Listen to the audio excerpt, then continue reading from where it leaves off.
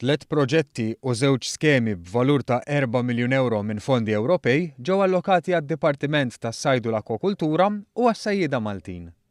Is-Segretarju Parlamentari għas-Sajd Clint Camilleri spjega li l-proġetti li ġew approvati jinkludu għadd ta' korsijiet ta' taħriġ ta' livell għoli lis-sajjieda rreġistrati u studju xjentifiku biex titjib is-selettività tat-tamir ta' tkarkir.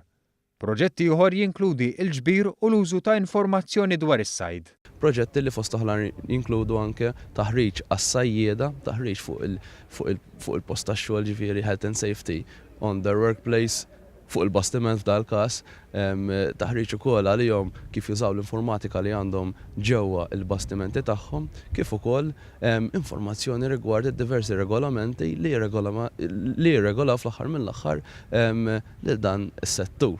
F'konferenza tal-aħbarijiet fil-Port tal-Imġarr u fl-isfond tad-dajjes tas-sajjieda Awċin, is-Segretarju Parlamentari għall-Fondi Ewropej Aron Farrugia ħabbar ukoll it-tieni sejħa ta' skemi ta' għajnuna għas-sajjieda mill-Fond Ewropew għall-affarijiet marittimi u s-sajd b'investiment ta' miljun euro. Il-Gvern Malti jifhem l-isfidi u d-diffikultajiet li għandhom is-sajjieda Maltin u Awċin.